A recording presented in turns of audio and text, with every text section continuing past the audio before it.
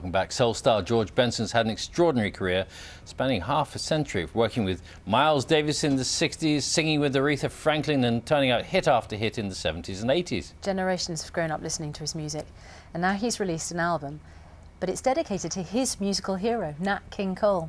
George is here this morning, and it's lovely to see you. Well, thank you. Yes, good to be here. We're going to talk to you in just a moment. First, let's have a listen to the music. Here we go. When I fall in love, it will be forever,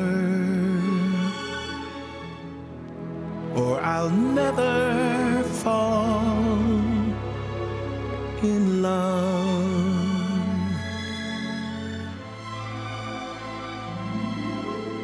If you ever plan to motor west, travel my way, it's the highway that's the best. Get your kicks on Route 66.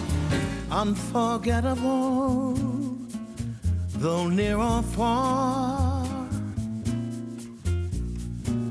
like a song of love that clings to me. How the thought of you does things to me never before. Has someone been more? Oh, George, just listening to that sample just sounds dreamy. It just makes your backbone just shift down a gear in the nicest possible way.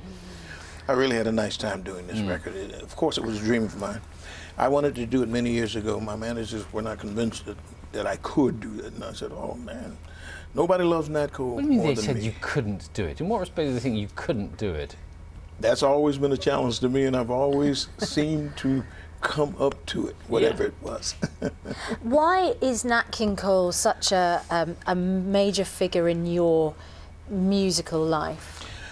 You mentioned a minute ago about me having hit after hit after hit. Nat Cole had hit after hit after hit.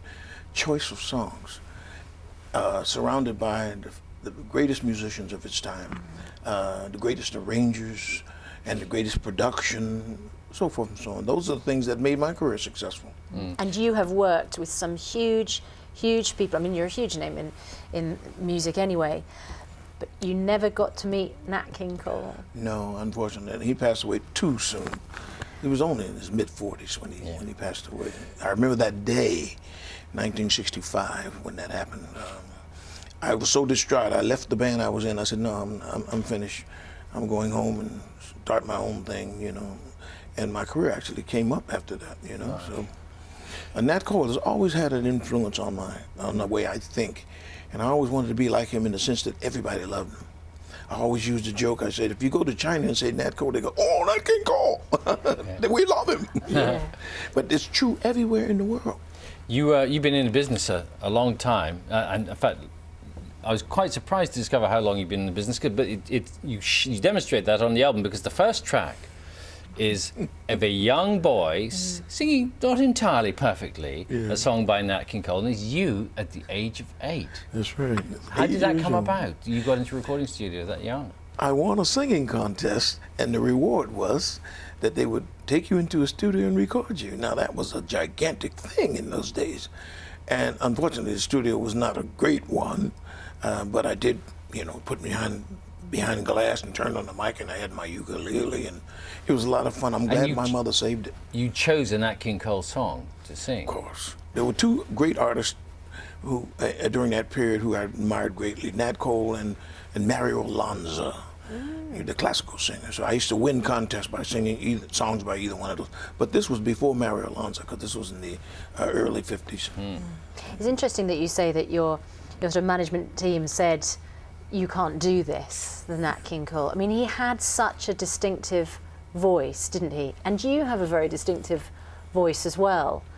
There's a difference, a pretty big one too. He was a natural baritone, and he had suave throat, a beautiful velvety throat. I'm a tenor.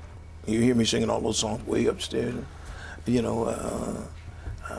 So you can pay Nothing's gonna tribute. change my love. You know, that's my voice. You know, my natural voice. Don't let me stop you. But you bring your own Benson element to these songs. I mean, When I Fall in Love, when you sing it, that could almost be Nat King Cole, the timbre, but you bring, of course, the Benson treatment to one too, which is with the scat.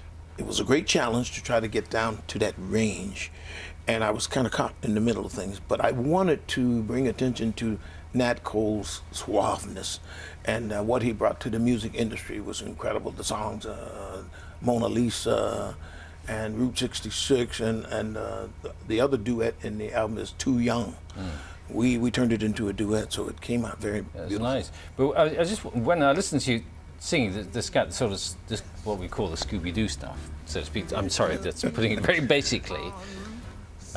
Do you do the same expression every time you sing the song? So do you have to have all the da-da-da, do-do-do-dos in the same place? Are they like the lyrics? No, the great thing that jazz taught me was to improvise. And I think that's been my strength in all my songs.